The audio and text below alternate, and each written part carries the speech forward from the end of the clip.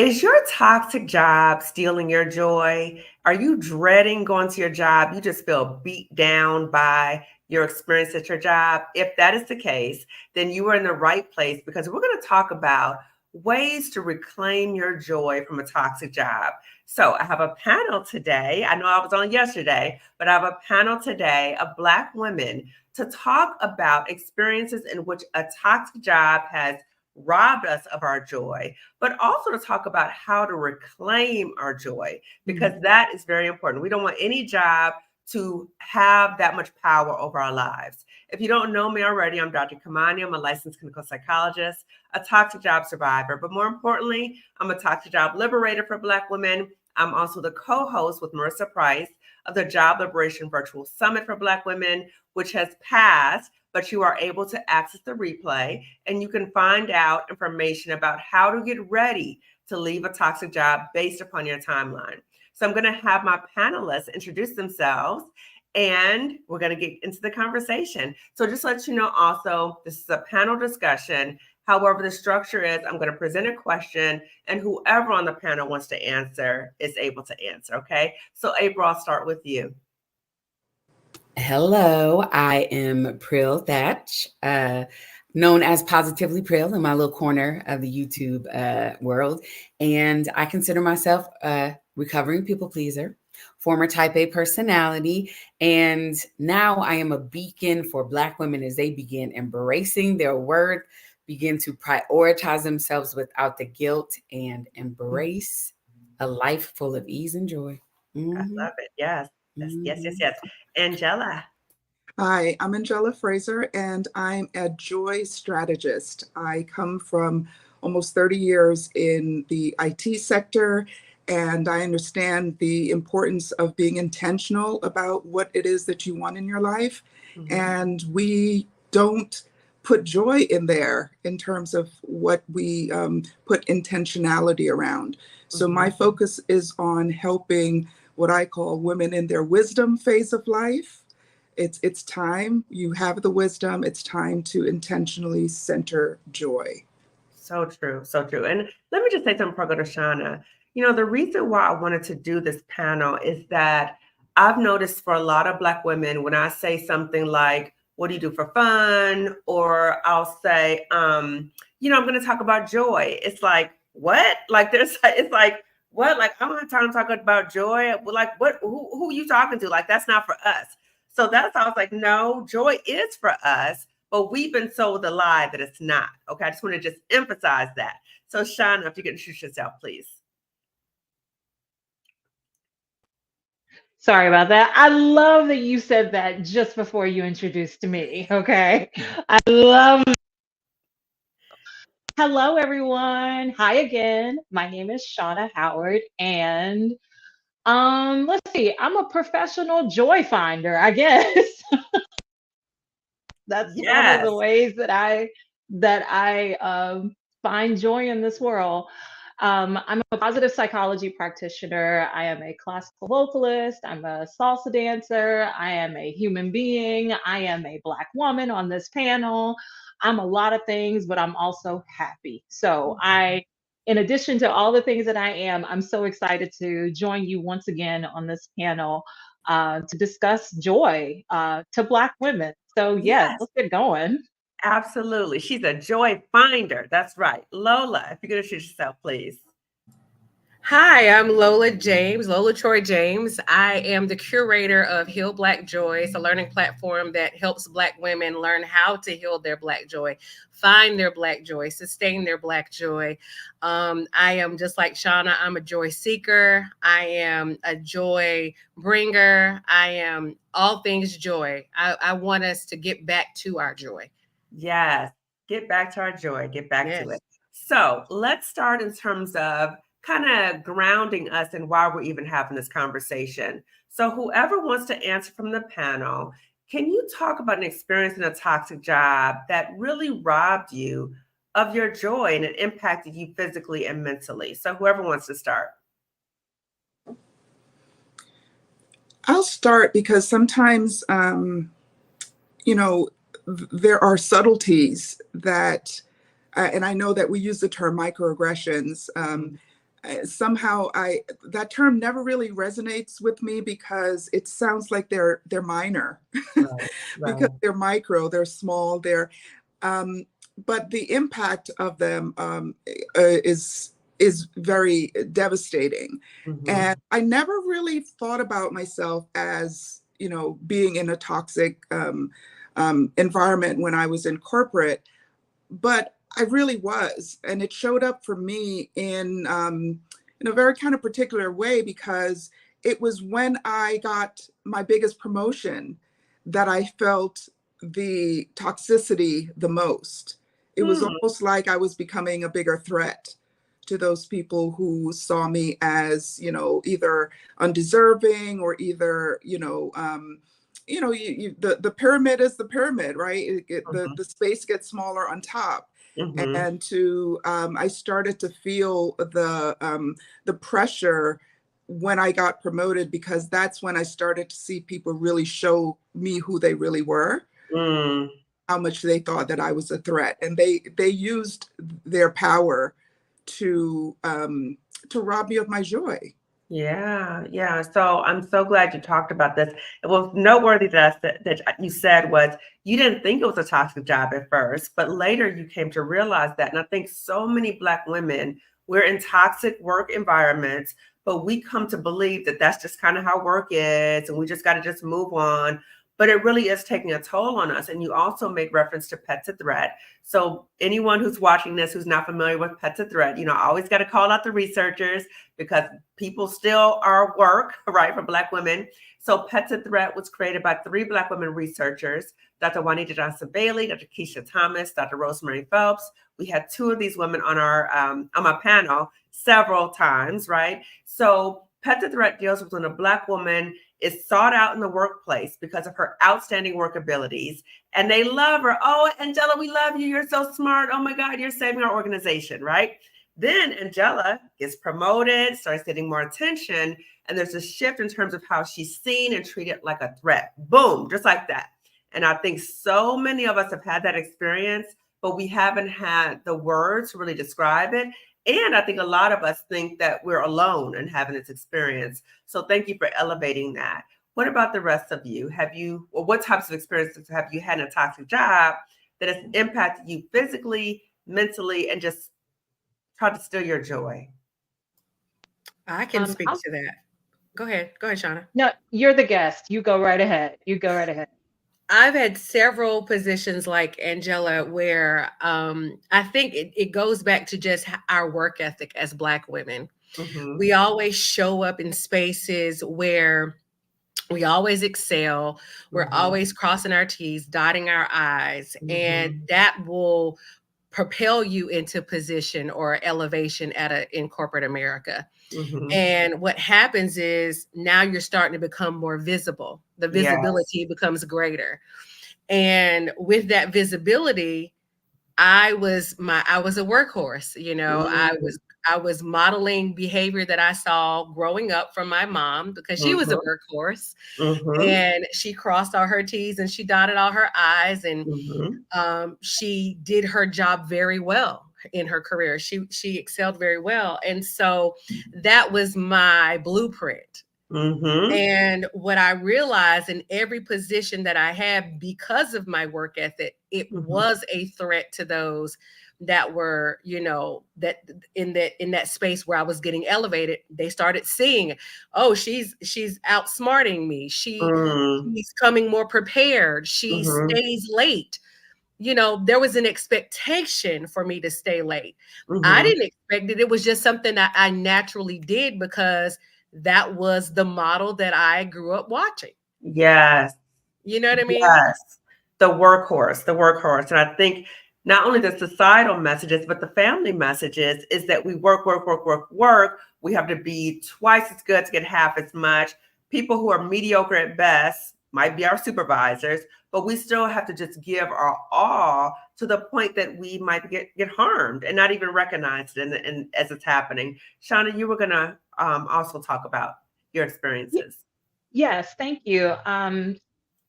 I oftentimes think about my career and the various jobs that I've had as a creative entrepreneur.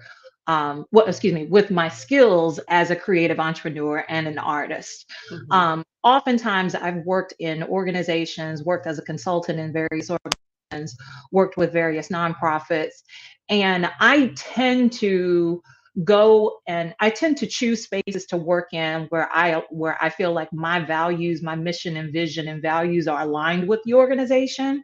Mm-hmm. And so I look at who their organization is targeting, and I think to myself, is that me? Mm-hmm. And I then go into I then find myself working for that organization or working for a company like that. So for example, I'm a cyclist.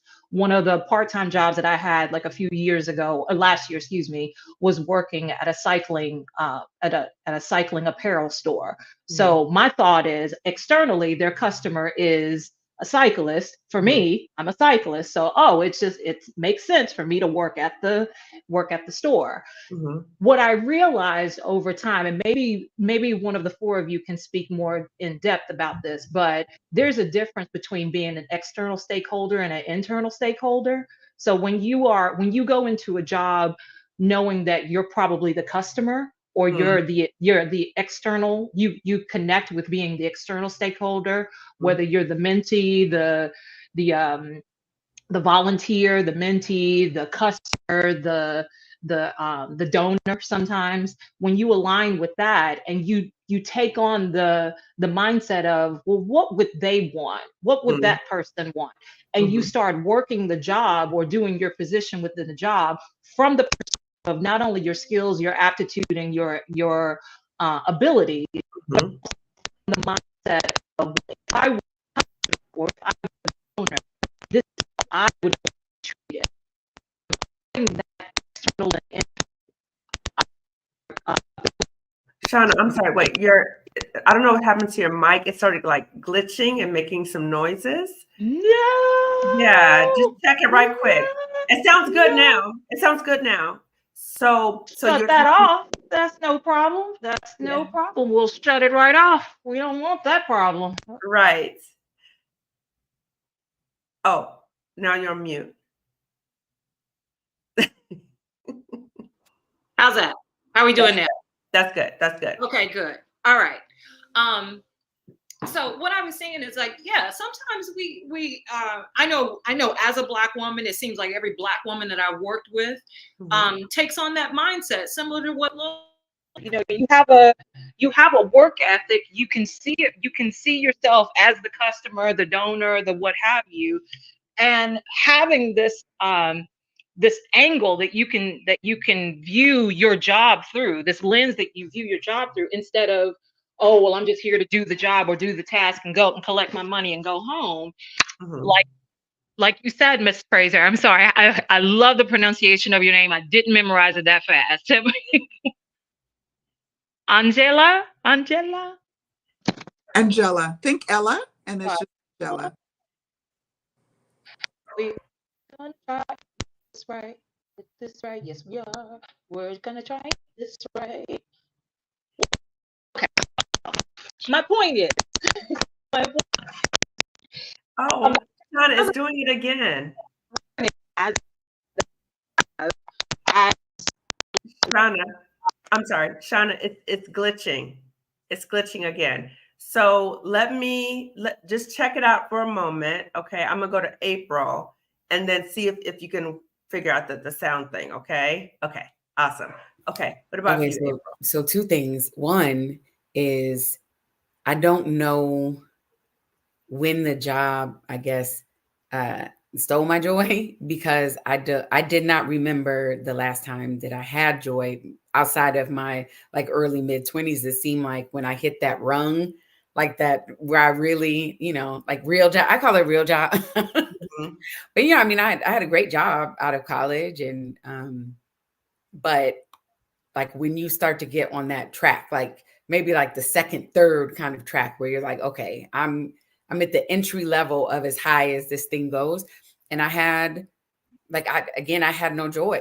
Like joy was not, that was something that I had to learn when I left corporate, when I did some healing work, because obviously I'm not, teens or 20s anymore, but I also still had to relearn a lot of those things. There was just so much disruption and distance in between that memory and what I had the mental capacity, the emotional capacity to do.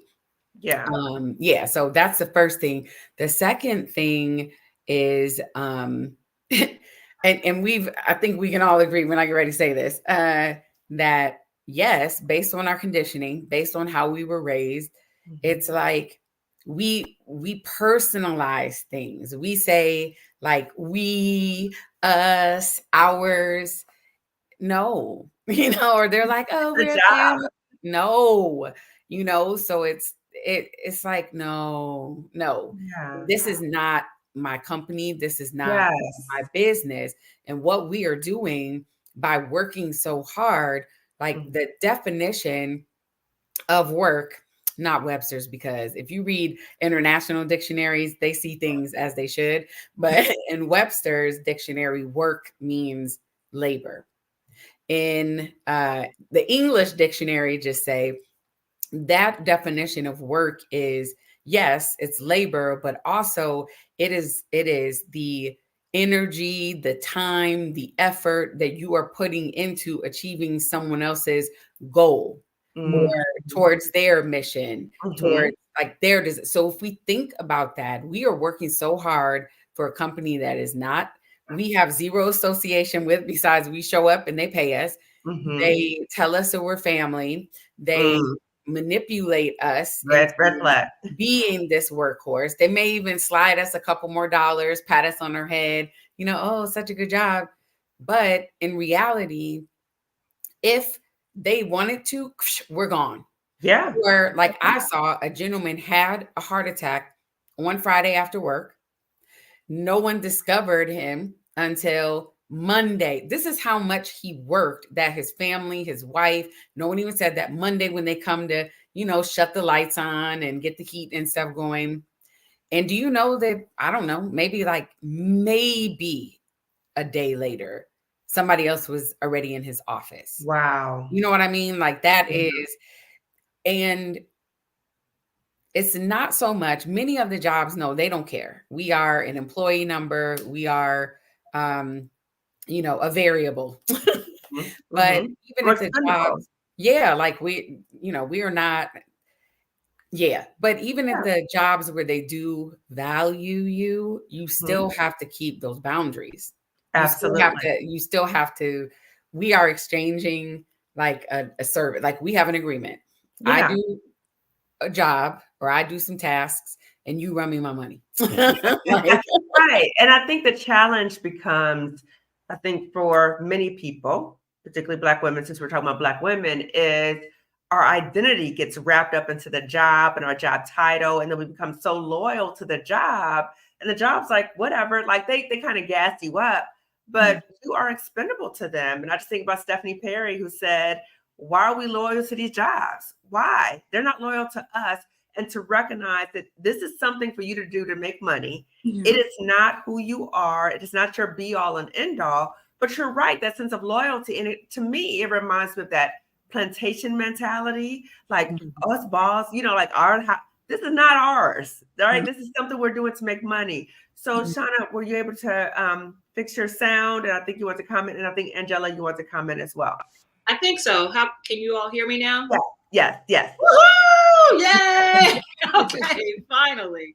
All right. Yeah, I think a lot about like in my career why I took the jobs that I took. Mm-hmm. And a lot of it had to do, Dr. Kamani, with what you just said. We have this, I think, and also Lola, this mentality around like community. A lot of Black women are raised, or we grow up understanding fundamentally um, Mm-hmm. what community is about. Whether we grew up in a big family, whether we grew up in church or some sort of religious affiliation, whether we went to college and pledged into a sorority or were a job or part of any sort of structured organization of some sort, we understand hierarchy, we understand placement, we understand all of those things. And so when we come into a job, whether it's something that we love or something that we're doing part-time or something that we're just doing just to get by, we already understand where we fit in and what we're able to do, what we're able to accomplish, how we can bring our personality, our likeness, everything into this position so that we can feel as if we're doing a good job.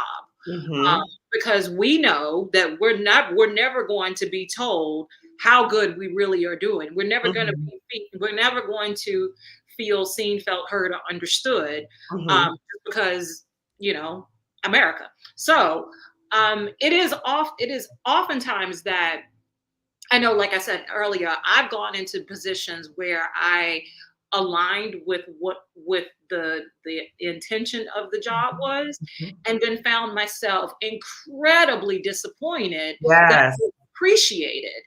But then I also realized, like I learned this later on, that my job isn't there to make me feel appreciated. It's my responsibility outside of work to feel appreciated, to feel seen, to feel felt, to feel heard, to feel understood, all of those things. And I certainly can't, as a Black woman in this Black skin, in this Black woman form, I can't expect that here in Western civilization, that someone is going to care about my dignity that much, that they're gonna care about my humanity that much, that I'm gonna understand the boys club or whatever the case may be. Like, it's just not, that's not what jobs are. Like you said, it's labor. And so if I just realized, like, in the past 4 years, that if I can just detach myself from those expectations and then search elsewhere for comfort, for understanding, for validation, for being recognized, all those things, then I'm a happy girl. And that's been it for me. So that's all I want to say. Sorry about the audio issue. No, it's all good. It's all good. It's all good. It's all good. We back strong. All right. You came back. So, Angela, I want to go to you in a minute, but I just wanted to comment on two things you said, Shauna. One is the importance of us not seeking external validation from a job. So anytime you give your power away and you look for other people to validate you, that's dangerous, because you're always constantly, we're talking about grounding ourselves in what we know we bring to the table. The other thing is, as we're kind of alluding to, as Black women, when we come into the workplace, they hire us because of our brilliance and our excellence. That's why we got hired. But if we shine too bright, like we're talking about the pet the threat, you are intimidating to those who are deeply insecure. So they might say to us, oh, you need to do this because you're intimidating people.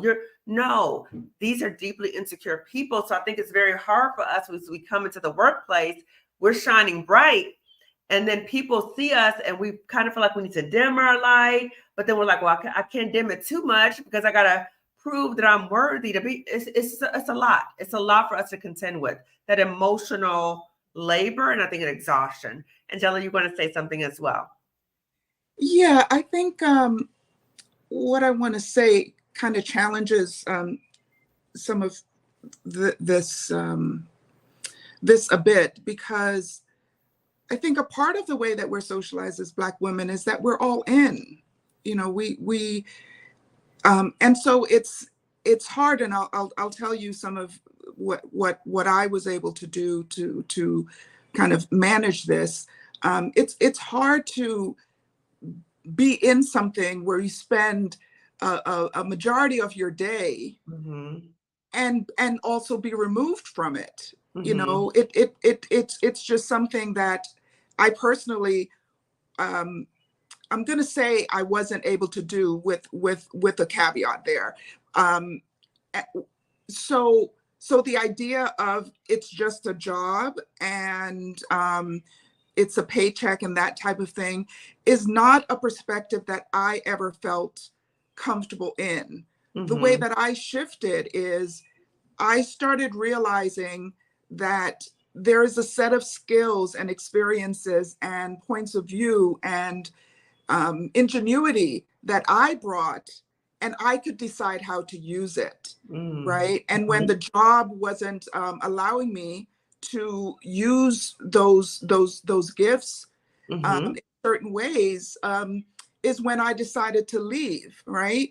But before I left, I found opportunities at the company because I, you know, when you know that you have these skills and they aren't being used or they're being kind of downplayed, the first thing I did is, where in this company can I find this alignment a little bit better? Happened to find it in something that they weren't paying me, and that is in leadership of their their Black employee network. Right? Which I could totally own because nobody was caring about it like I was caring about it. I could completely commit. I was serving a group of people that I really deeply cared about. And so by doing that, I really, really recognized how freaking powerful I was. Yeah. And then it was like, well, I'm not really interested in giving you guys this power anymore. I want to lift and shift it to what I want to do. But it came out of not kind of detaching myself from, oh, I'm only doing this. This is just the job. And this, you know, I can find my joy elsewhere. I found my joy at the job. Yeah. Yeah. You know what I mean? And I appreciate that. And Lola, I'm gonna get to you in 1 second. I appreciate that because I want Black women to see the full continuum, right? I want them to see situations where you may have loved the job, you may still love the job, but some ways it starts robbing you of your joy, or they're not recognizing what you bring to the table, they're not utilizing your skills, or it could be any variation of that. So I want Black women to see that continuum, that our experiences are not identical. But the main point is, when we recognize that something is no longer serving us, that as Black women, that we can say, this is not it. And I need to pivot. And what does that look like? So Lola, Exactly. oh yeah. Exactly. Yes. I was gonna piggyback. You almost took the words out of my mouth, because I think our joy, our Black joy, is connected to our passion. Not our job, our purposeful passion, meaning, like Angela was saying, she found the thing that she was passionate about within that scope of her work. I think a lot of times Black women don't know that. They haven't identified that, because we will accept jobs and accept positions just because it is a job and just because it puts food on the table and it allows us to be able to take care of our families. But when you pivot and you really identify what you are passionate about, then you can now utilize your gifts in a way that, either, of course, you're still going to deal with some toxic individuals perhaps at a job, but then you recognize it sooner than later. Then you can pivot, and then you say, you know what, I need to go elsewhere where my work, my passionate work, is going to be recognized and also elevated, and I'll be able to shine. But I think a lot of Black women don't do that. A lot of Black women don't even realize it is capable. That is something that they can achieve, because they don't understand identity. One, we don't understand our own identity. Our identity has been caught in everything else. Yeah. You know what I mean? We focus on so many other things than what we're really passionate about. And I think if we talk about this more, you know, polarize this subject a little more, maybe it will remind our community that it's okay to pivot. It's okay to be passionate about things that you really, truly love, and then do the work, and that work will speak for itself. It will make room for you. Exactly. And I'm sorry I kept interrupting. I was getting excited about what you were saying. So I need to kind of slow my roll. So, you know, the part that I really want Black women to hear too is not only the part about that we can pivot, but I think so many of us have been in survival mode for so long. So like, let me get this job. I need to make the money. So the part about accessing joy in many ways seems inconceivable. And that's the part that's sad to me, that so many Black women, say things like, I'm too busy for joy, or I don't have time for joy, or I don't have the money for joy, or there's this association of what joy is and the belief that it's not accessible to us. So we're saying, no, let's make it accessible to us and let's prioritize that. So I think what's important as we do that is that we need to help Black women by sharing by our own examples. What were the warning signs when you were in that toxic job that it was starting to drain your joy, or just it wasn't feeling, something wasn't right? What were some of the signs that you experienced? Because again, Black women might be watching this and be like, oh my God, that's me. That's me. Hey, so I wanted to say something about the last topic. But I don't say I was burnt out. I was burnt up. Like my mental health, I left work because my mental health was in jeopardy. I knew that I was on like if I just leaned forward and free fell, that I would have entered into some type of like true mental health crisis. Wow. And I don't mean, like I would want to harm myself or others, but just to go in a space where it felt like my mind was breaking. Wow. And again, I did, therapy when I left corporate. It was a lot because, as you mentioned, Lola, I had no idea who I was. And I did a video about that. 5 things I wish another Black woman would have told me before I quit that good job. And one of those things were like, I had an identity crisis because I had no idea who I was without these like benchmarks and, these goalposts. Something else. Now, having said all of that, I went back intentionally into the field that I was in, using the same skill set, kind of like you were saying, Angela, but in a completely different industry. And I went back as the like healed and restored version of myself. My resume reeked of desperation. So when I read it, because it was just like, pick me. No. So I had to redo my resume. When I was looking at, taking on clients, what are the expectations, having these, like calls with them. And they started running down the list. Okay, no, I'm done writing. This is not it. That is the equivalent of, with that long job description that has you being, what does it say? The butcher, the baker, and the candlestick maker. And then that last one is like, and, all other tasks as a sign or whatever ad hoc task is needed. Now, having said that, where I am right now, they were my client first for about 6 months. And then they had been saying, please come on. So I did, because I had a point of doing that. Now, Dr. Kamani, we did our liberation celebration together because on my birthday, which was April 4th, I resigned from that role. I feel seen. I'm told constantly how appreciated I am. They tell me, they write it, they sock it to my pockets.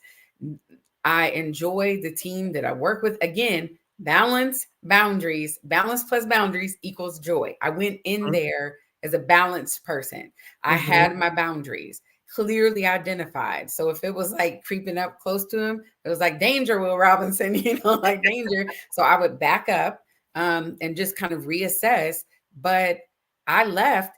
Here's the kicker. You left this one off, Dr. Kamani, when you said about the reasons why we may leave. I left because I wanted to. Like it was time. Like I wanted to. Yes. So there was no negativity. I was not burnt out. As a matter of fact, this job restored, I think, my faith in corporate. If you go in there correctly, again, because if you know who you are, yes, and you know your boundaries, right? Or even if you start to work with a clinician, or even have these like conversations with yourself. Because we have to, when you do the self-work, like, it's like your shadow. You can leave that job, but, how come we always end up in the same place, or it's like with any interpersonal relationship, because as Angela said, we spend more of our waking hours with these people on the job than we do. And then we come home and we talk about the people on the job.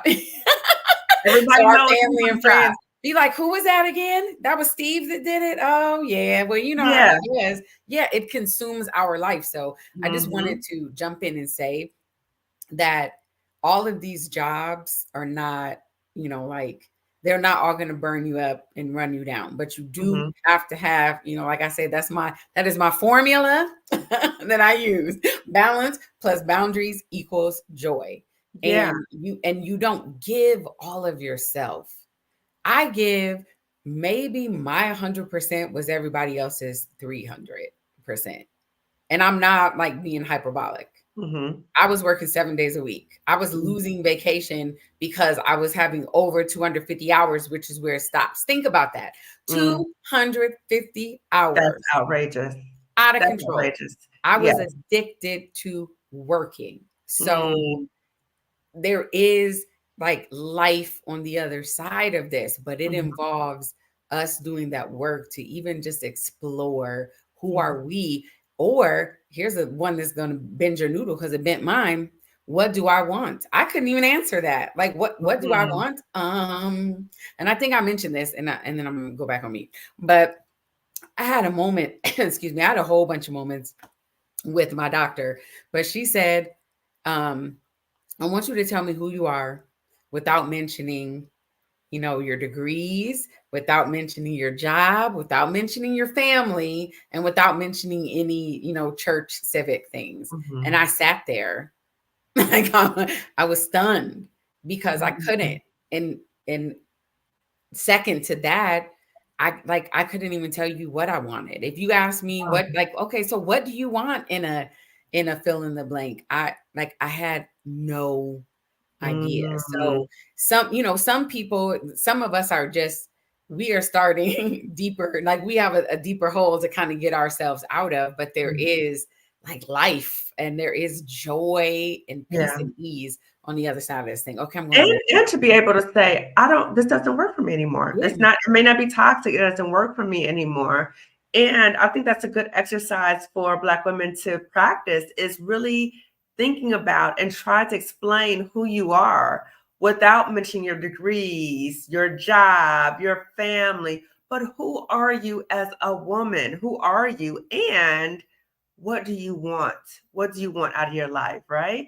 So, what about the rest of you? What were some of those signs like, uh-oh, this job is not, what were the warning signs that you experienced? So, April talked about like feeling like she had no identity and about to like be pushed over, like possibly having a mental health crisis. What about the rest of you? What were some of the signs that this job is not good for me? Shauna? A few of them for me was kind of like straightforward. Like I kept getting let go from jobs I didn't like. You know, I mean, it's as as jovial as that might sound. Here I am, like being laid off or being fired or being let go from a position, and really the only thing that I was upset about was the money being gone. It wasn't like I was going to miss the coworkers. I certainly wasn't going Mhm. to miss the supervisor. I wasn't going to miss the Mhm. manager. I wasn't going to miss the commute. I wasn't going to miss anything else. But it was Mhm. like, oh, well, I got to replace this money. I got to replace the money. But am I Mhm. replacing what I'm learning there? Am I Mm. replacing any of the benefits that I have from using my skill, my aptitude, my all of the above in Mhm. this role? Mhm. And once I realized that, I was like, oh, maybe I'm shortchanging myself. Maybe I'm realizing like, oh, I'm not valuing myself, but how do I value myself even Yeah. more? How do you do that? And one of the exercises, just like you just said, April, was you Mhm. sit down with a girlfriend, you sit down with someone, and they say, start talking about who you are without Mhm. mentioning your school, your education, your familial relationships. Just start with I am. Mhm. And a lot of us don't even know that the next word should be an adjective. I am happy. Mm. I am peaceful. Mhm. I am love. I am excited. Mhm. I am Shauna. I mean, whatever the case may be. But to Right. not even know that as a human being, as a fundamental human being, that you get to be fill in the blank. That Yeah. was such a far-fetched, such a far-fetched thing. I remember Mhm. one time, this is real, this is a silly example, but it is what it is. That's why I'm Mhm. here. I remember one time, one of my housemates was a woman who had full breasts, right? She was a full-breasted woman. And I said, Mhm. "Where do you get your bras from?" She told me a place here in LA where she went and got her bras from. And so I immediately scheduled a time to go get a fitting. And I went there and I tried on these different bras. I had different, I tried on the different bras and I ended up purchasing one of them. And I remember putting it on and I automatically stood up straight. And I t- and I was like, what is this magical thing here? That's a good What analogy. is this thing that's making me feel supported? Yes. What is this thing that's making me feel like it's okay to stand up? Yes. What is this? What is this? What company is this? I want to buy stock in this bra company. Where can I get on the market? Where can I get this thing from? I became so consumed Yeah. with like buying the right bras because I finally had this external thing to remind me of what I needed to feel internally, Mhm. right? Mhm. So it's it's a small thing, but it's a big thing. It's a Yeah, big what thing, is it like to be especially for fully those of us who are in supported? the major leagues, right? So Yes. I was like, okay, and I loved that. I started valuing little things like bra shopping because I always wanted to feel that when I was at work, when I was here, when I was there, Mhm. wherever the case may be. I always wanted to make sure that if I didn't know myself that I needed to be supported, that my bra was going to hike me up and tighten me up and get me to the point where I knew at least under my clothes that Yes. I was supported, and that Yes. anything that took me out of that posture, anything that took me out of my natural posture that my bra was going to give me, that my bra, y'all, Right. I Right. didn't know support until I had a good fitting bra. And something small like that, something Yeah. small like that showed me that I deserve to feel supported in other places in my life. So Yeah. just, there's moments like that. To answer your question, Dr. Kamani, I remember just feeling like, wow, I'm not even really affected in these ways that other people are affected by losing their job. Like Mhm. I just felt like, dang, okay, I just got to replace that money. And I'm Mhm. like, okay, that's not, some people feel passionate about their job. Some people feel, how come I don't feel this about my job? How come I don't feel Mm. this about my career? You know, Mhm. on the previous panel, I talked about being a classical vocalist and working in nonprofit world. And being a Black woman that works in classical music, Lola, we can talk about this all day long, can't we? Like, it's just, it is the last, it is the last place on this earth that will ever be diversified, that will be not diversified, but that, what's the word I'm looking for? Scratch that from the transcript. I can't figure out the word. Okay. But my point is like, it is something for Black women that was so inhumane about having to prove ourselves beyond our external, beyond our hair texture, beyond the melanin in our skin, the Mhm. femininity that we walk the earth with. And Mhm. it was inhumane. It was almost to the point where it was inhumane. Another thing that I realized that I was doing when I realized that the job wasn't worth it is that I kept looking at the dictionary or the thesaurus for like, well, what does dignity mean? Well, what does this word mean? What is that? And do I relate to it? Do I feel a connection to it? And if Mm. I don't, that's a big deal. That's a Absolutely. big deal if I don't feel connected to honor, if I Yeah. don't feel connected to the word respect, if I Mm. don't feel connected to to all these other words that my colleagues were feeling when they were Mhm. working. So Mhm. there's so many things that I feel like I feel that as a Black woman, when I speak about this, I speak from the Black woman in me, not so much Mhm. Shauna in me sometimes, but the Black woman in me has settled for so little. has Yeah. settled for Yeah. so little. But Yeah. mainly that's because I understand that systemically that's where I was put.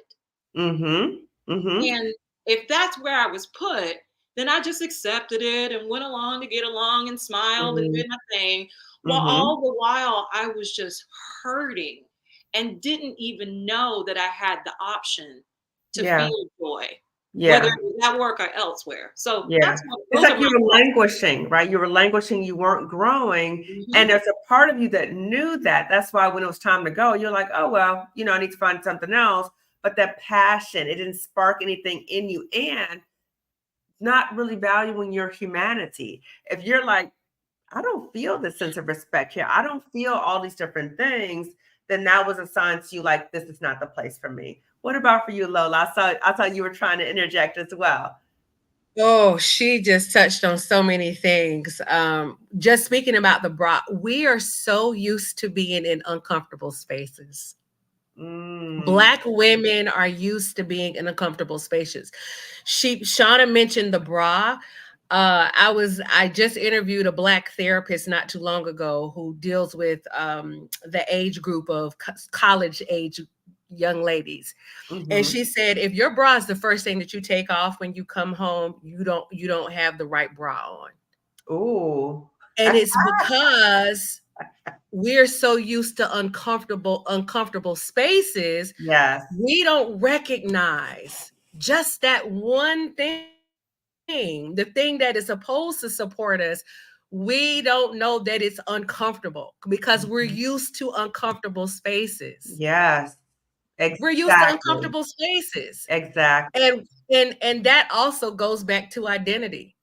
That also goes back to work. It's also connected to what we saw growing up. If we Mm-hmm. saw our mom and our grandmother be in uncomfortable spaces, not being valued, not being heard, not being Mm-hmm. seen, working themselves to the bone, Mm-hmm. our model has been just that, to be okay with being in an uncomfortable space as a Black woman. How Mm-hmm. many, we all can speak to it. Mm-hmm. We've all been there. We all know our sisters and our girlfriends and our colleagues that have had these same experiences. Mm-hmm. We're connected by our experiences, and those Yeah. experiences have most times been uncomfortable. Yes. And I think because of that, because we have been accustomed to these things, because we have seen people in our family, our mothers, our aunts, our sisters become friends accustomed to these things, on some level, we become disconnected from ourselves. And when you become disconnected from Yeah. yourself, you don't even know what brings you joy. You don't even No, know, like, you don't even think it's possible, right? So when yeah. I just think about like a lot of the Black women clients that I have, therapy and coaching, and I'll ask them, so what do you do for fun? And it's literally like a deer in the headlights. I said, like, what do you do for fun? It's just inconceivable. And so what we're saying here is for us as Black women, yes, we have to fight. Yes, we have to struggle, all these things, but we also want to ensure that we prioritize reclaiming our joy, right? How do we find our joy? How do we reclaim it? So, did any of you experience like a wake up call? Like, this is not the way I want to go in my life.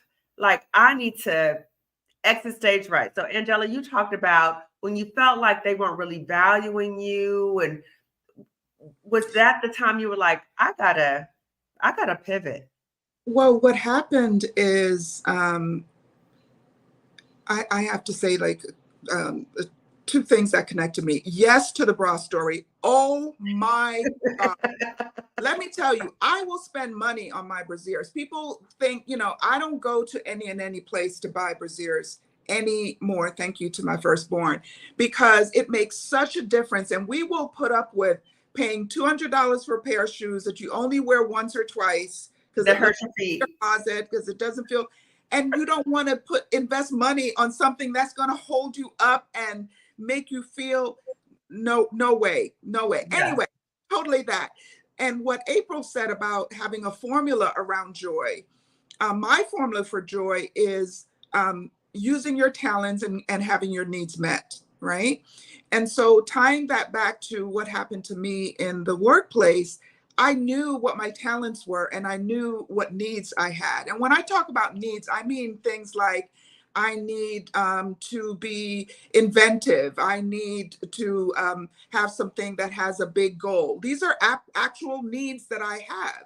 And I knew that. And so I was able to find it because we had a structure at the company, and I'll say it. I spent a lot of my career at Cisco and the rest of it at JP Morgan. So the latter part, it was at Cisco, and they had something called stretch assignments. And so I looked and I said, okay, what can I apply my talents to? Where can my needs be met? And I found something. That is what showed me where my power was. And when it became time to decide whether I was going to stay or leave, I was fully knowing my power. And I said, I really want to use this power elsewhere. And I left. But that was the shift for me when I went from being kind of feeling beaten down to being clear about my talents and my needs and where I wanted to use them, finding an opportunity to use them within the company. And I was freaking unstoppable. I mean, the things that I could tell you that I was able to do through that organization. And when it became time to stay or go, I decided, okay, I want to serve a different set of people with these skills and talents, and I left. So I had the opportunity to turn that up while I was there, but that's not always the same. Not everyone has that opportunity to do that, but I think we can look for them. We can take the effort to look for them. Is there a manager that you prefer working for because of the way that they respect others? Is it something that are your needs around stability or managing risk? Is there work that you can do around that you can position yourself for because you really need calm, you really need to not have a lot of change, right? Those are some inherent things, needs that we may have that you can, once you know that, and that's really the point of it, once you know it, you can seek those things out. I think what we hear everyone saying is that self-awareness is at the root of all of this. Absolutely. And I think that when you feel, because you said you went from being beaten down to feeling empowered. And I think that one, it's important, the self-awareness, and to be aware of, if you are being harmed by a toxic job or any job, to be aware of where's the source of the harm, right? And once you recognize the source of the harm, it's really saying, okay, what do I need to do for myself to protect myself? And now you're coming from a more empowered position, not just these people, this job, keep doing this to me and all that kind of stuff. And you're talking about, again, options. So you can look at within the job, are there other opportunities for me? Or do I need to go outside of the job?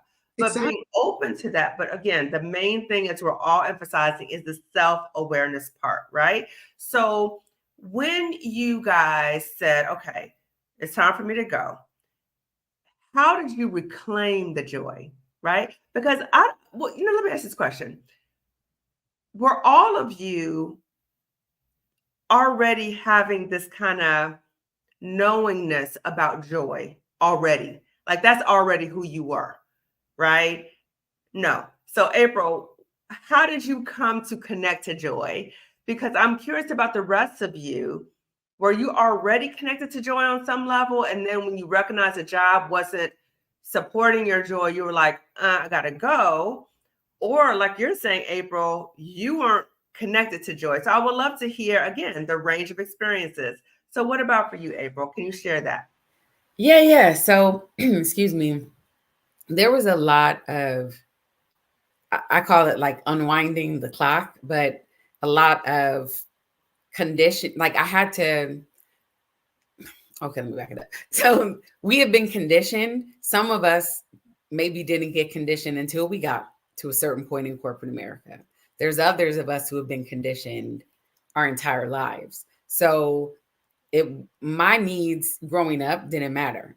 Me being happy growing up, like if you over there being happy, you got some time to clean something, you got, so again, I had to address some of the things from my childhood that I brought along with me that led me to that version of myself where I could not turn it off. That's why I say I was a people pleaser, and people pleasing came in to me. I just thought it was the form of, like you let people take advantage of you, like you're a gump or a simp or something like that. That was not how it showed up for me. Mine was being essentially like a job well done, and being able to check things off my list and knowing that at my job that they saw it. But I grew up giving myself internal validation. So one of the things that I had to learn to do was to begin to accept external validation. If someone said, oh, I like those, and this is like a real example, oh, I like those shoes. Okay, so I got these shoes back in 2008. First of all, they were on sale and I had a coupon. Like I had to like pre-qualify things. Like, oh yeah, and I got this and I did that and whatever. And let me tell you real fast, I did that last week. I did it last week when I was in the Mexican consulate. And it was so strange to me because I have not done this in like 5-6 years.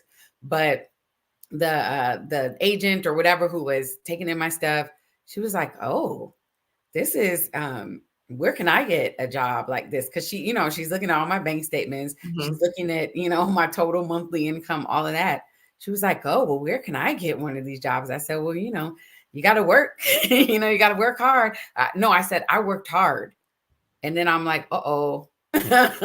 Like, and then I went into like, I just heard myself doing it. Like, I was in school for almost a whole decade straight, and I was a single mom, and I was like, pause. And I had to tell myself, like, girl, if you don't be quiet. And so I said to her, I said, you know what? I said, well, it's what I want. Like, I'm living the life that I want, but just that fast, because again, this is not like I was telling Angela before we started, this is not like a one and done, a hit it and quit it. The more healing we get, the more restoration we get, the more growth we experience. It's like cell turnover. Like, and there's going to be times because that's muscle memory. Yeah, it's like an internal dialogue, right? So yeah, it happens. Reprogramming yourself. Yes. Reboot is to say something, but you're like, no, I'm not going to do that. No. So I had to catch I'm like, oh, absolutely not. Let me tell you what we not finna do right now. Okay. I don't need to justify why I can afford this. I don't need to pre-qualify. I don't need to do all of these things. Again, it is because I want to, period. The end. Okay. Once upon a time, I said I want to, the end. Now, to answer your question of how I was able to reclaim my joy, again, doing that self-work and having these epiphanies, like sitting on my couch, well, my OG couch. Okay. But sitting on my, on my blue couch that's in my little videos. And I'm like, why do I have this tight bun, slick back hair? I'm about to let this hair wild, or why am I wearing these, I'm waiting for God to send me my husband outfits because I'm stacked, as my dad says, and I'm so used to covering up and playing small physically. Like, no, I wear what I want. Then it became like, now keep in mind, it's not like I just said it and it was comfortable. It's something I had to work towards and work my way up to. But just realizing that I have options and I can do what I want and I can, wear what I want. This version, first of all, they are a no camera like culture. They're 100% remote and they don't believe in turning on cameras. Like, they just don't do that. Right. They want people to feel, they don't want people to feel like they have to do anything. But this version of me shows up. If I'm at a meeting, and I think I mentioned this before, someone was talking, I was like, okay. Like, I got you, say less. And she was like, oh, okay. And I'm like, no, I forget sometimes. Or I'm like, okay, bet. Yes. But, yes. Like, I am me and I am so done. And I have been for a few years now playing small. I have spent for as long as I can remember apologizing essentially or feeling apologetic for just existing. Yeah. For me, blending in the background, kind of being unassuming for safety, you know, in growing up in a very volatile household. And then also for me, not intimidating people or like the experiencing the pet the threat, because you think that they're your friends or you think that everything's good until, you know, let me know if it's too much. Okay, just let me know I won't. And then you say it's too much. And here comes like, you know, they just like flip on you. Like Yeah. they don't really mean it. So again, having that, I say self-awareness is key. Yeah. And But self-awareness I think that the important part too is recognizing the source of where this information is coming from. So you were able to say, this is from my childhood. And I Yeah, think many it's coming people, from me. but you've internalized it because Yeah. of what happened in your childhood. So that Yeah. self-awareness and making that connection helps you, because when you do this in real time, you're able to say, wait a minute, stop, pause, right? Yeah, like, no, that's not what we're doing. And it was just so foreign to me. But again, I was, unbeknownst to me, I was extremely uncomfortable because that's the only thing I think that could have like put me in that place, you know, even though it was for an instant. But I celebrate myself. The way that I have my joy is by being, instead of being a cheerleader where I have to like rah rah sis boom ba and you know, like get myself, just kind of get to that place, just make it to break, and then you can go in the car and cry. No, I am my biggest fan. Okay. Good. Like I'm my own hype person, and I have so many years of when I didn't like myself, when I didn't love myself, when I didn't honor myself. So I got a whole bunch of of making Yes. it do, but that's how I reclaimed my joy, is incrementally and realizing, as each of us have mentioned in our own way, that we have choices and we have options. And that's what I love about seeing this variety of Black women and hearing how the options and how the choices presented themselves, you know, to us. And you know what I appreciate too is you are modeling for Black women that even if they were not brought up in a situation where joy was taught to them, or they were told that they were worthy of joy, that we can still reconnect to that even as adults, right? So I appreciate that. Yes. What about for you, Shauna? Did you always have this? Because I think you said something in a previous interview about joy and how you fiercely protect your joy. So how did you fiercely? Fiercely. Oh my God. Come at my happiness. Come take it from me. That's all I gotta say. Come take it from me. Yes. Come take it from me. I dare you. I dare you. I'm not a mother. I've been a dog mom before. I'm currently a plant mom. I'm trying to do that. I'm trying to do right by my plants. But I don't know what it's like to be to give birth to a child. But oh my God, the closest thing I could say that I can come to it is you trying to come at my joy, you trying to come at my happiness, you trying to come at my positivity, all of those things. Not for any reason other than that's my lifeline a lot of times. That's my lifeline. Similar to what you were saying, April. You know, for the longest time growing up, when I'm sitting with myself and I'm going over what my life has been like up until this point, I remember so many years of me playing small, of me fitting in the box, of me being the good Christian girl, of me being the, you know, all of those things, and not feeling comfortable with it. Just genuinely like not feeling comfortable at all with these with these spaces that I was mentally put into, and also places that I accepted that I was in that I wasn't comfortable in. I remember so yeah, I'm a fierce protector of my joy. I enjoy, for example, I studied music in college, so I'm always going to be comfortable hearing live music, going out to listen to live music, and getting up on stage at the last minute and performing. And so once a week, I schedule time to do that. Last week, my friend Matthew Grant was performing downtown at a new venue, and I called up one of my good buddies and was like, hey, you want to go hear some live music? And we did. And we had a great time. I got to work late. I was really tired the next day, but it was worth it. It was absolutely worth it because I wanted to support my friend. I also wanted to hear some live music. I wanted to be around musicians. That's the core. That's one of the core things that I value within myself, my musical ability, my ability to be entertained with live music. I mentioned on our previous podcast, previous episode. Yes. Listening. You always talking about the Sunday scaries, right? The Sunday scaries. So April and Shauna were talking about the Sunday scaries, and I remember when you talked about Sundays, and Sunday is your fun day. Yes, and that I have been religious about Sunday Fun Day, probably religious about it for the past 4 years, mainly because I became a cyclist 4 years ago, and there's nothing like a morning ride for me. And so I always go out and do a morning ride on Sunday mornings. And then there's so many free events where you can go in LA to go listen to live music or to go dancing and things like that. I love to sing, I love to dance.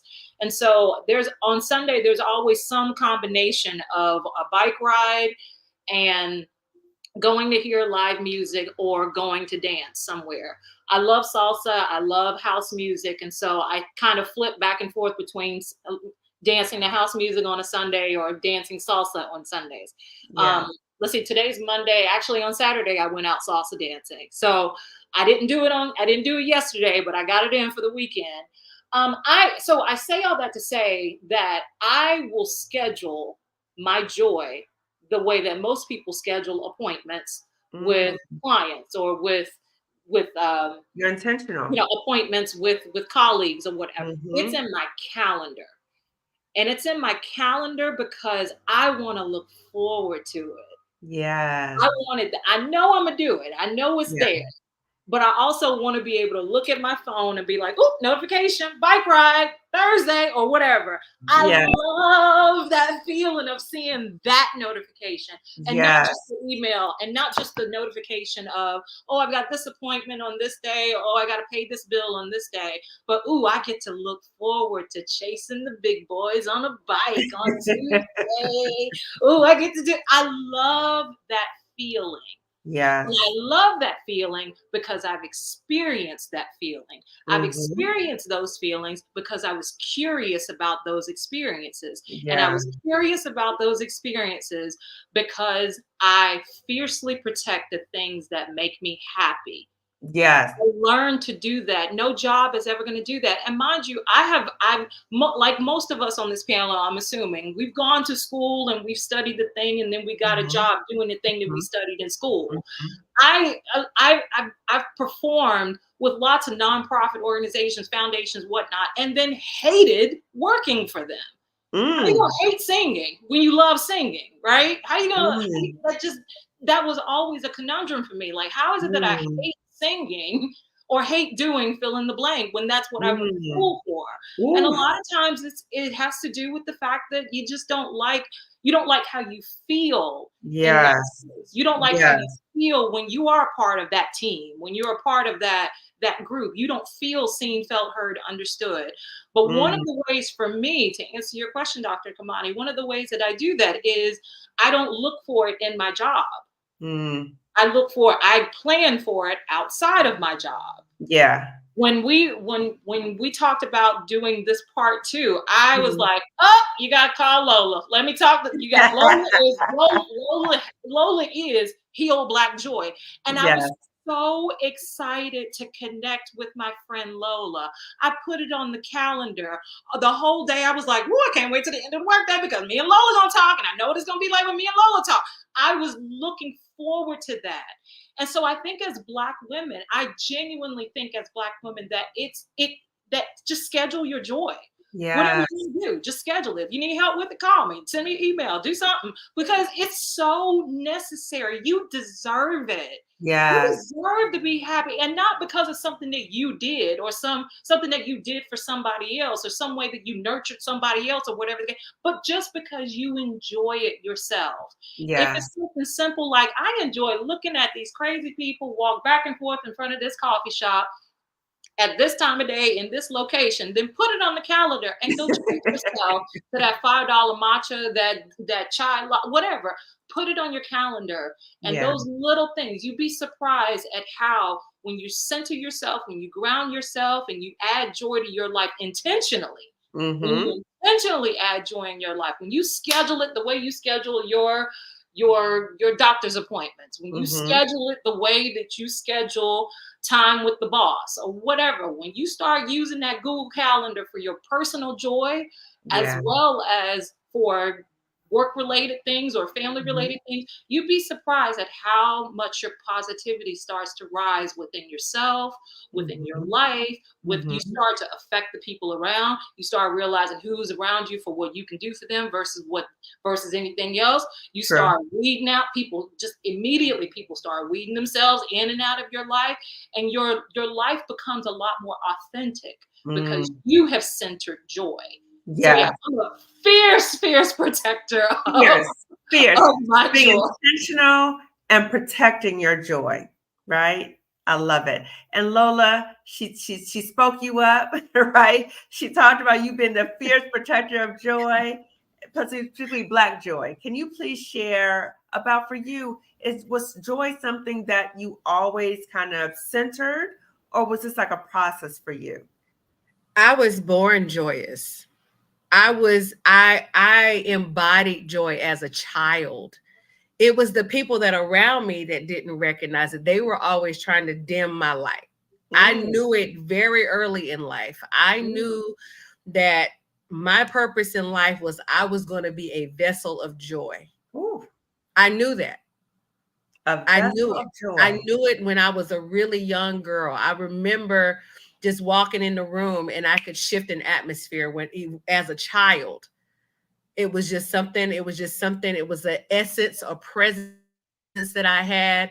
And what happened as I got older, when you get older and you're in these spaces and people can't take you as you are, then Mm, you, like April said, you kind of like dim your light. mm, You kind of you start cutting away at yourself to mm, fit in. It's almost like you have to make yourself digestible for other people, mm, right? mhm. Um, and you start forgetting who you are because you've cut away or somebody else has cut away and at you, your Yeah. essence. And for me, like Shauna, I'm a fierce protector of my joy. I had to get to a place where it was just like, you know what? I don't know when it clicked or when it kind of turned on for me, but it was just like, I don't feel like dimming myself anymore for anybody. I don't want to be uncomfortable anymore. I am comfortable who I am as I am.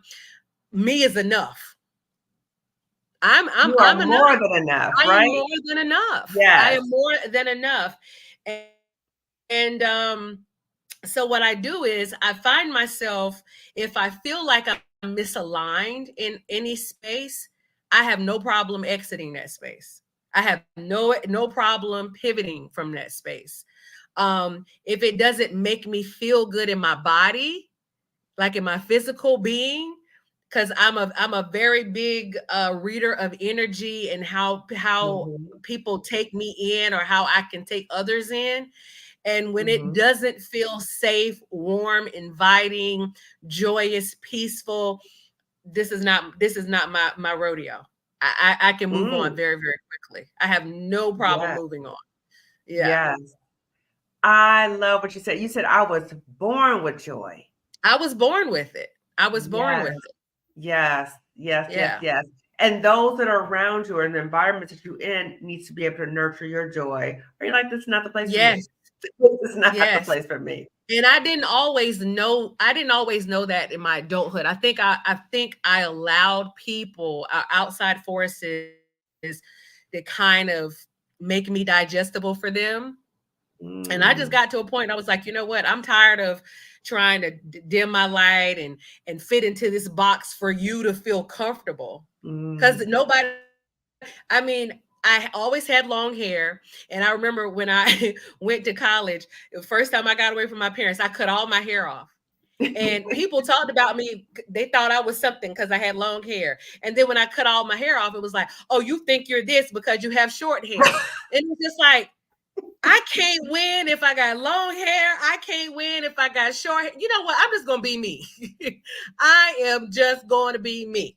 And y'all Yeah, just gonna have to take me as I am. You're going to have yeah, to choke them because I can't win, trying to appease everybody and make myself digestible for everybody. That has nothing to do with me. That has everything to do with you.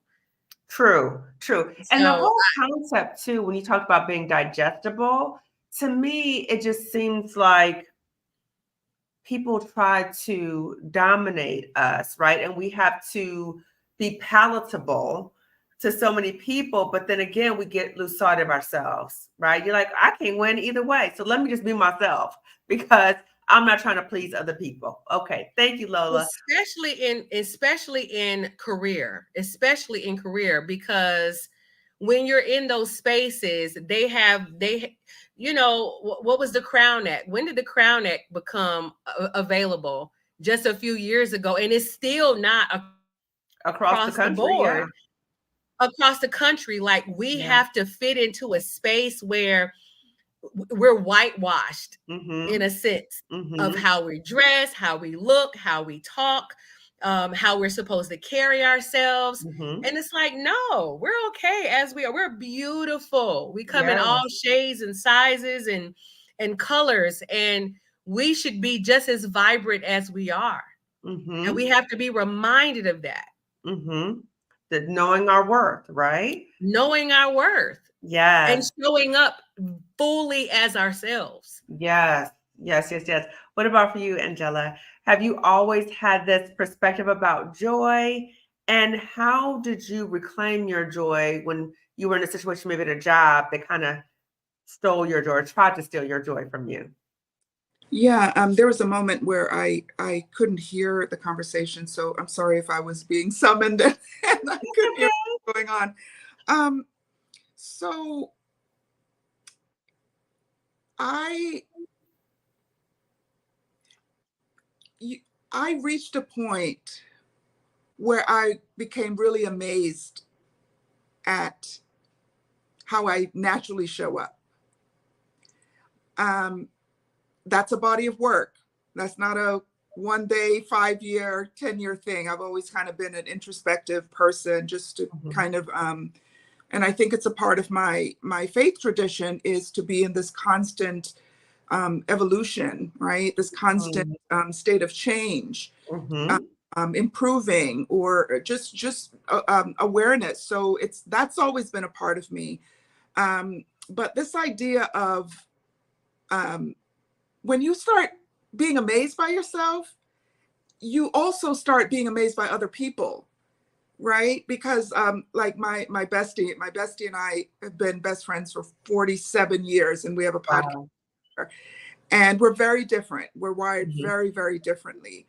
And I'm amazed by her, and she's amazed by me, right? So this idea of some folks may be reading some of what we're talking about as being kind of maybe some selfish, or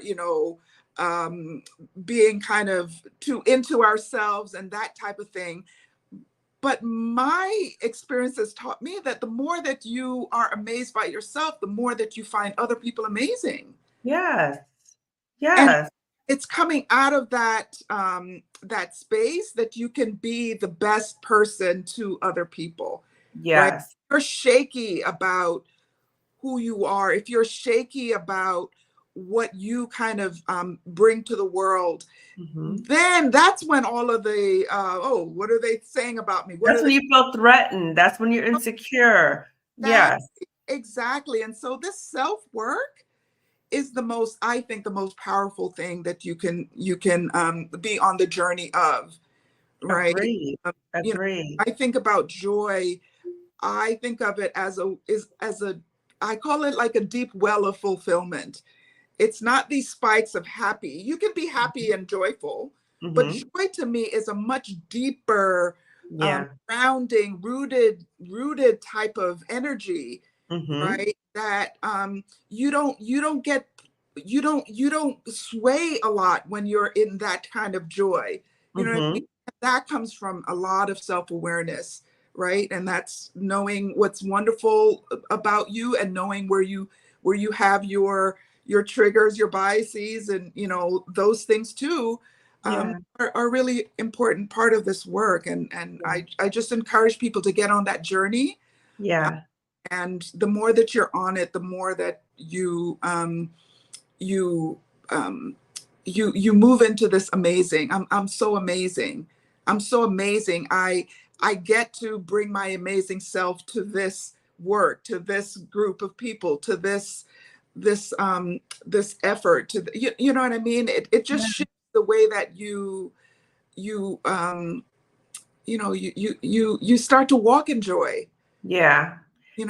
Yeah. You walk in joy. And I want to say too, because as you were saying, I was talking, I was like trying to control myself because I wanted to say some things. But, part of the social program for, I think, a lot of Black women too, is to be humble, right? Mm-hmm. Don't be too big-headed. Don't be conceited. Right. Do all these other things. So Right. then we start, or we're told sometimes, oh, you're being selfish if you don't talk Mhm. about other people or whatever. But what I hear you saying is we need to celebrate ourselves, because then you know your worth and you affirm your worth. Yeah. And you can celebrate yourself, and that's not being selfish. Yeah. So for Black women, we have to really challenge the word of selfish. We are celebrating ourselves because we want to be able to be our best selves. And when we celebrate ourselves, we can celebrate other Black women and not be intimidated by her. You talked about, Yeah. you see your best friend, and you're like, wow, we're very different. I'm amazed by her. And I want Black women to be able to experience that, because I believe in sisterhood. I believe in it, right? Even though Black women to say, oh, well, I don't know. No. There might be some Black women who may do you wrong, Yeah. right? I've had that experience. But the vast majority of Black women I know have been outstanding to me, because I am able to see the beauty and the power in them. And I'm inspired by that. I have on my Prince shirt today because I went to Paisley Park Studios this past weekend for the 40th anniversary of Purple Rain in Minneapolis. Everybody needs to go if you're a Prince fan. But anyway, one thing that Prince said was, I'm not intimidated by anyone, I'm inspired. And I feel the same way when I see other Black women who are doing something outstanding or they're whatever. I'm inspired by her. And so I really want us to be able, as Black women, that we see one another and we are inspired, but we also value and know of our own worth, right? So if you are feeling less than, it's hard for you to see the amazingness in someone else without feeling in some way intimidated, right? Yes. April, you were going to say something? Yes. Well, first of all, I'm an amazing Black woman. Okay. Yes, you are. I said that in my poem. I used to write it in Second. We are all amazing Black women. Everybody no. Yeah, everybody is all amazing. Yes. Of course. I'm saying that from the perspective of I've experienced her amazingness. Oh. And so you're co-signing. Yes, I'm co-signing. Thank you. Yes. Okay, I love thank it. you. I love Thank it. you. Seconding that emotion. Yes. And let me say this too, right quick. April did a phenomenal job as our moderator for the Job Liberation Virtual Summit for Black Women. She was outstanding. And she shared a poem with us that was so touching. And for anyone who missed the summit, you can still see this powerful, amazing poem if you get the replay. So go on, April. Yes. So we're just showering you right now. That's okay. I'm gonna take it. Thank you. Okay. But you know what?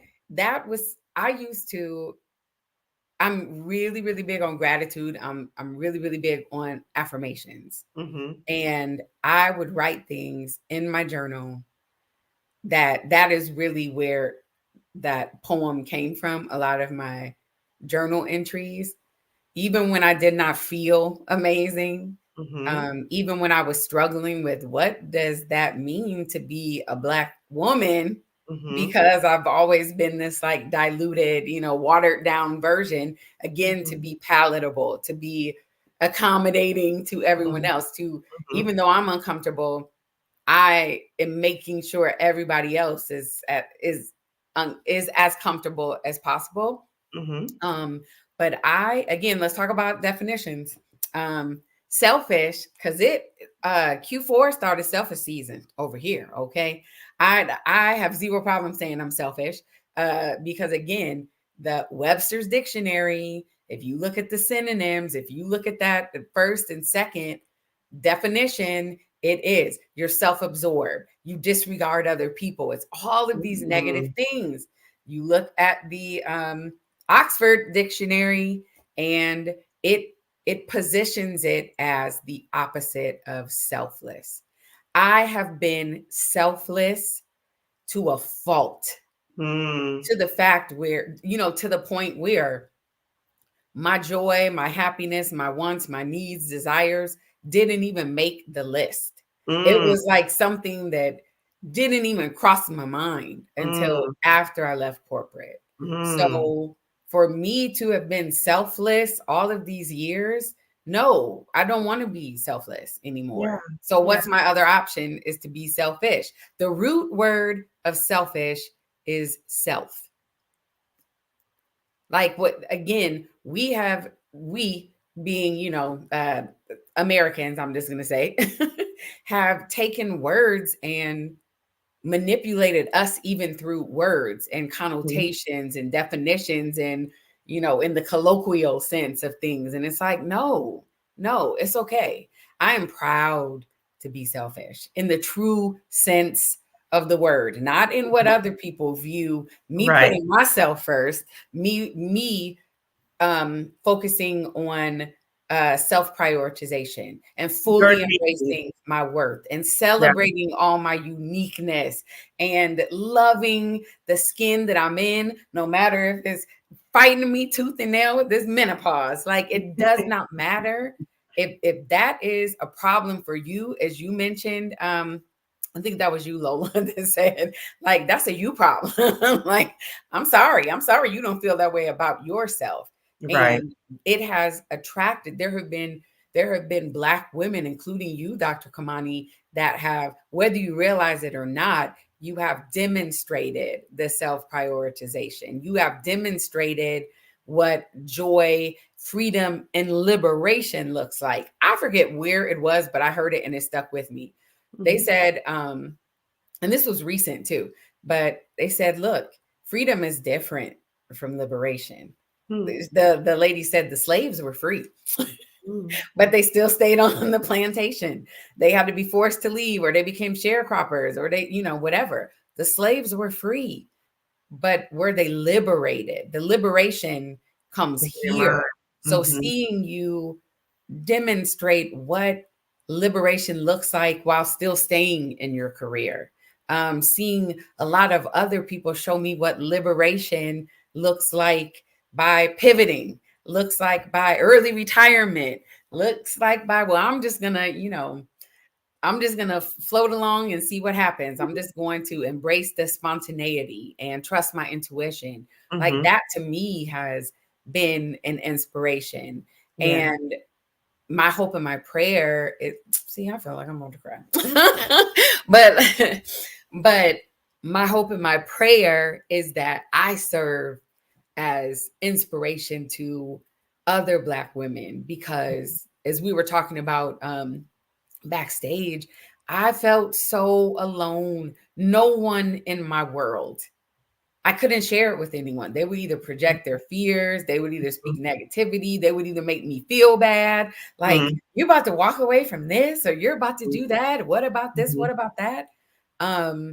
But when you get that self-awareness, when the self-assurance starts to come back, the self-confidence starts to come back, the self-appreciation, the self-love, it just begins to, it pours out of me. So my selfish is not something that I go around broadcasting like kick rocks barefoot or something. Like, I don't care about anyone else.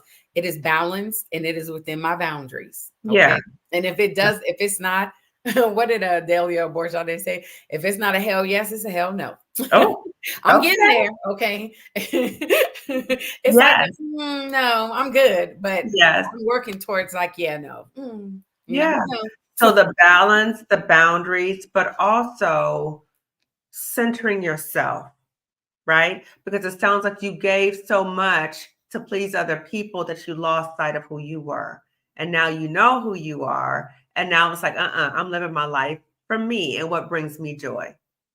And that is an example to so many Black women. So yes, you are being an example. So I know we're a little over, but I want to ask these questions really quickly, okay? So anybody on the panel can answer these questions. So there's going to be a Black woman watching this right now, and she might be saying some version of any of these following, right? And I want one of you to respond to each one, okay? So if she says something like, jobs are work, it's not supposed to be fun, it's not supposed to be joyful, what would you say to her? You spend too much time at your job to have that be deplete of joy. Okay. Takes What up if too much of your time. Yes. Okay. What if there's a Black woman who's watching and says, I have too many responsibilities to think about joy. I'm too busy. I got too much. I got kids. I got this. I got this. I got too much going on. I can't think about joy. What would you say to her, Lola? I always use the example of when you're on a plane and the flight attendant tells you if you have a child and there's an emergent situation, you always have to put your mask on before you put the mask on for your child. Yes. So if you don't make yourself the priority, if you don't make yourself, you're not responsible for you. How can you do all these other things if you have time for everybody else? You're avoiding out your own self. Then you are no good for anybody else if you are not doing something for yourself first. Right. And it's Like not about being person. it's not about being selfish, it's about being self-full. Ooh. Mother Iyanla says that. She Ooh, talks about that a lot. self-full. It's about being self-full because what's in your cup is for you. Everybody else gets the overflow. I'm gonna write this down. Self-full. Okay. We're not selfish. We need to be self-full. Ooh, I love that. Okay. What about this one? All jobs are toxic. I might as well stay at this good job with the good benefits. You got that, April? Yeah, well, I have a good job with good benefits, getting paid twice as more to do maybe like 0.5%. I think maybe I do 10%. And that's if I'm feeling generous. Yeah. So no, all jobs are not toxic. It is really about understanding what you enjoy about your prior jobs, what you don't like about those jobs, what is the point of this job. And it should be in there, like, as you were saying, Angela, like it shouldn't be, I call those money grabs. If this is a money grab and you're in there hitting a lick, there's no emotions. Okay. I'm here for the money and then I'm gone. But if this is a part of your career, if this is someplace where you, at least for the near foreseeable future, are going to be staying there, it is important for you to not be in misery every single day. That's unhealthy. It's unsustainable. So I will say this, that is not true. And, I encourage people not to, even though it may have been true in your life to date, that doesn't mean that with a couple little tweaks and changes that it always has to be that way. Again, we have options, Yes. Yeah. Remember, we have options. Okay, Shauna, this is the last one for you. Okay. This is the one. This is the one that's okay. They are not gonna run me out of this good job with these good benefits. They're not gonna run me out of this job. What would you say to her? Or maybe you ran yourself out of it? Maybe. No, they aren't. They aren't. But if you're not comfortable there, you will. There will be signs. There absolutely will be signs. I told you earlier, like I worked for a cycling apparel company and I did not like working there. I felt like how is it that I'm selling these things that I wear all the time and my boss is sexually harassing me. My boss is doing this. My boss is making me feel like he's on my side, but in deed and word, it's not there. Yeah. He's telling me that he's advocating for me, but it's not there. Yeah. There's no proof of it. Yeah. And so here again, I'm cycling, and there's all these group rides that are going on, and I'm like, as much as I love to ride with any and everybody, I don't want to ride with these people because I Yeah. don't want to feel I'm not comfortable. I'm not Yeah. comfortable being around this particular community of people. I'll do it elsewhere. I'll ride anywhere else. I'll be around anybody else on a bike, but I don't want to be around these people, even to get paid to do it. No, I don't want that. Pay attention to that, right? Yeah, so you just got to pay attention to where you feel comfortable, or what's coming up for you that makes you feel discomfort, what makes you feel like this isn't right, and don't ignore that. Don't ignore that. You deserve to not ignore that. Yeah. You deserve to look out for yourself. Yeah, sometimes some people may feel like nobody's looking out for them, but no, somebody's always looking out for you. Sometimes it's you. Sometimes you got to look out for you. True. And you deserve to look out for you. Yes. I'm learning that at my big old age right now. Like, yeah, I deserve to look out for me. I don't think that it was modeled to look after my health and wellness. It wasn't modeled in my childhood to look after my holistic health. We weren't talking about holistic health back in the 70s and 80s. We weren't doing that. Not in my Black ass family. No, we weren't talking about that. But now, as an adult, I get to choose that environment. Yes. I get to say, nah, that don't feel right. Yeah. That don't feel right. Once you understand, like back in the day, we used to say, that don't feel right in my spirit. That don't feel right in my bones. That don't feel right. And listen to what your bones need. Listen to what your spirit is telling you. Listen to it. Yes. And I'm sorry. Whether it's the Holy Ghost, whether it's your ancestors, whether it's just your own intuition, whatever it is, listen to it. Yes. Because if you listen to that and just keep listening to it, you're gonna find your joy. Yes. Your joy. And again, it might be in that company, it might be in that organization, or it might be elsewhere, but you definitely got to listen to yourself. Yes, you got to listen to yourself, and the importance of not lying to yourself. Because when I hear Black women say this,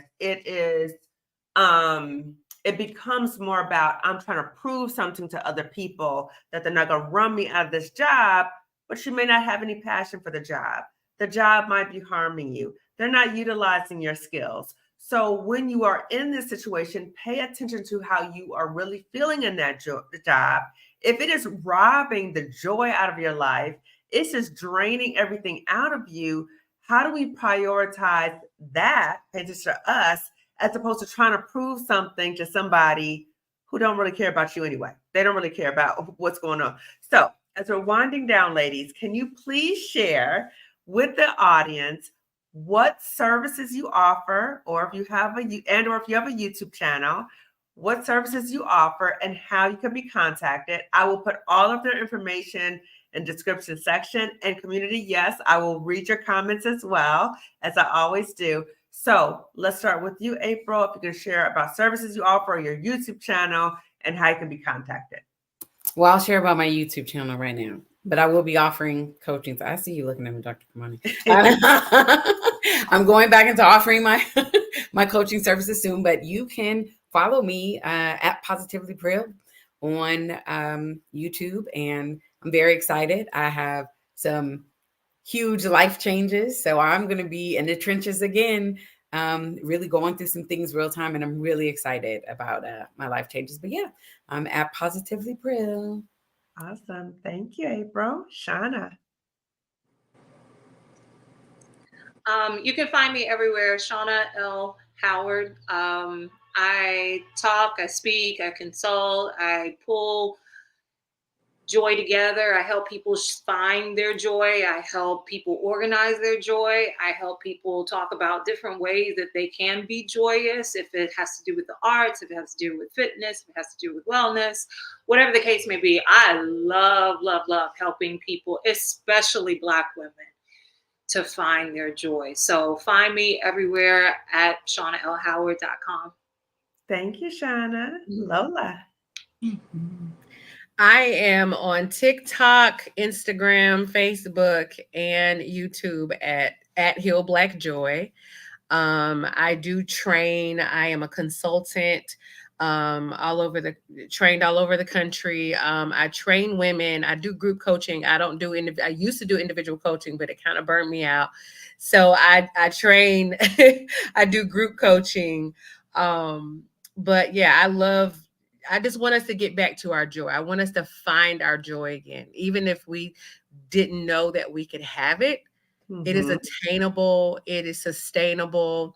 It's something that we just need to speak more of. So I really thank you for allowing me to be here so that we could speak about it. Absolutely. Angela? So I just want to give a shout out to my podcast with my bestie. It's called Black Boomer Besties from Brooklyn. We are on YouTube and all of the podcast platforms. For my personal coaching, you can find me at headspacenc.com. That's Headspace and then NC for North Carolina, which I've been living for the last 20 years. I'm in from North Carolina. My North Carolina too. Yeah. That's right. I'm here in the Triangle, and you can reach me there. And I'm my thing, and the reason why I think Dr. Kamani reached out to me is joy, is that deep well of fulfillment that I think is a divine right that we have, and just get a little bit more each day. It's a body of work. Get a little bit more each day. Yeah, I like that. Get a little bit each day. Yes. So how do we incorporate that into our lives? So I'm going to read the community and then we're going to stop. Okay. Good evening, everyone. Thank you for inviting me. Hello, ladies. Good afternoon. I don't know about anyone else, but man, April's voice, I'm telling you. So listen, if you want to hear more of her voice, get the Job Virtual Summer Replay. Okay. Good for you, courageous. I'm an A cup, but I get it. So when Shauna was talking about the bras, right? Shauna's out here preaching an entire sermon. Come on, my sister. Indeed. Yes, to the bra story. I'm a grown woman and I will spend good money on a supportive brassiere. Anytime you have to protect your dignity, respect, and inherent worthiness, it is time to go. Completely agree. Yes, say less. The intentional microaggression against melanated women has increased exponentially due to the extreme, powerful, massive talents and unmatched leveling up of the Black women in this country. Yes. Ooh, the good Christian girl part. That breeded so much of my codependency. Shauna is whole authentic vibe. Lola has the spirit of the divine feminine. I appreciate this panel discussion. Thank you. Listen to this. Please have a part 2 with the same panel of spiritually led and intellectually intent. Wait, I got to say that again. I messed it up. Please have a part 2 with the same panel of spiritually led and intellectually intuitive, uniquely created melanated women. That was beautiful. That was beautiful. We're going to follow up on that, okay? I love that, Prill. I was proposed a 20-day suspension after only 4 months on the job. So I resigned immediately. Respect yourself, ladies. Yes, respect yourself, right? We are here celebrating liberation for Black women. Part of our liberation is our awareness and our knowing and that commitment, like we talked about before, of centering our joy. Yes, Shauna. I just remembered something that I wanted to share. Yes. That might help tie it all together. Mm-hmm. One of my favorite spirituals is Change My Name. 3 verses. I told Jesus it would be all right if he changed my name. Repeat it 3 or 4 times. Mm-hmm. I told Jesus that the world would be against me if he changed my name. 2 or 3 verses, 2 or 3 times. Jesus told me, I'm sorry, I'm messing it up. Jesus told me that the world would be against me if he changed my name, is one of the verses. Mm-hmm. And then the 3rd verse is, I told Jesus that it would be all right if he changed my name. So the first verse says, I told Jesus it would be all right if he changed my name. But then Jesus comes in, Spirit comes in, the universe comes in and says, oh, if I do that, you're going to have to change. The people are going to be against you. Mm-hmm. People are you ready for that? Mm-hmm. Because there's so much toxicity in this world.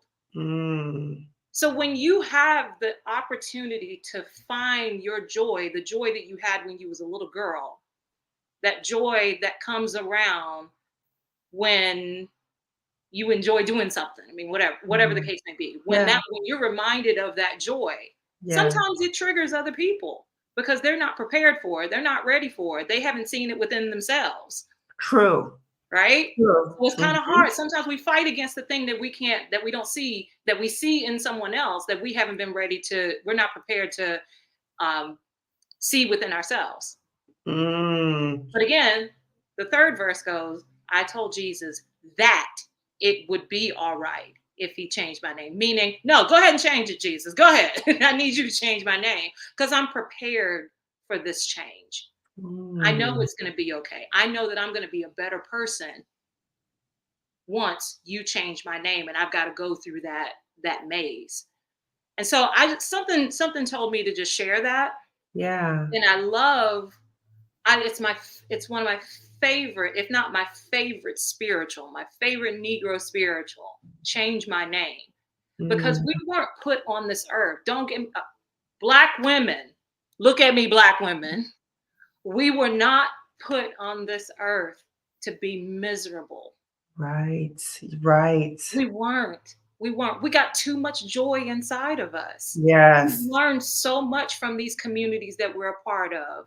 We've learned so much from just being from being disenfranchised so many times over and over again that you deserve. Your mama deserves, your grandmother deserves, your aunties deserve, your nieces, your ancestors deserve to experience joy. If it wasn't through them, it's through the lineage. It's through you. Yes. And that joy has to be normalized. I believe that we deserve to normalize joy the way that other communities have. Yes. Some communities have normalized joy so much that they're arrogant about it. Ain't got nothing. Right. Ain't got nothing to hold up with it, but yet they got it. We deserve to present authentic joy. Yes. Because we are alive, because we are remembering our ancestors and we're thinking about our future, our lineage. Exactly. And so I feel that it is so important. I was thinking about the individual questions that you were asking each of us. And I was like, I got a good answer for this, but I got to think about it. But that was my thought. You deserve to have joy because your ancestors couldn't do it. They couldn't. And if you have the privilege, again, for me, it's Google Calendar. I put it in my calendar. It's something simple and free as Google Calendar. I put it in there and I let it go. And then I anticipate the joy. Yeah. And I want that in work. I want it in play. I want it when I just go home and take that bra off eventually and just plop down on the couch, whatever the case may be. I want that joy in everything. Why? Because my mama didn't have it that much. Yeah. My grandmama didn't have it that much. And they were trying to pass it on, hopefully, in the things that they shared in the things that brought them the little bit of joy they had. They passed it along for us to have that joy multiplied. Yes. So I was just thinking about that, and I just wanted to share that as my last thought. That's beautiful, Shauna. And I just want to co-sign to what you said, that it's important for us as Black women to honor joy for ourselves, but also in honor of our ancestors, because they went through so much for us to be here. And you're right. So many times they weren't able to access joy for us to experience joy. So we need to remember that the joy is not only for us, but it's also in honor of our ancestors. And so let us be intentional about our joy. Let us guard our joy fiercely, like you heard these Black women talk about, guarding our joy fiercely, and be intentional about incorporating joy in your life, okay? So I want to thank my panel so much for this very powerful, touching conversation. And everyone, I want to say thank you to for the audience, for the community, for tuning in. And I just want to ask, as you're watching this video, please share this video with at least 2 other Black women. If you haven't already subscribed to my channel, please do so. Turn the notification bell so you know when I go live again. And I am just so full of gratitude for all of you and for this community. And just this journey, of leaving a toxic job and God putting it on my spirit to start a YouTube channel and talk about it. And so I'm thankful that so many Black women have been supportive of me as I am still healing. I resigned 2 years ago, but I'm still healing. And I want to be the model or a model for Black women that healing is possible, that you have options. I want to continue to share options with you. I want to continue to share with you about how to get out of a toxic job and still do well, because it's possible, okay? So everyone, thank you so much for tuning in. Panel, if you guys can stay on. And tomorrow I'm having another panel. Okay, so tomorrow we're going to continue with part 2 of Stay or Leave from a Toxic Job. And this is with all my Spelman sisters. So we're doing a part 2. So that's going to be tomorrow at 7 p.m. Eastern, 6 p.m. Central, 4 p.m. Pacific time. So tune in tomorrow, okay? So everyone, I will see you tomorrow, hopefully. Bye.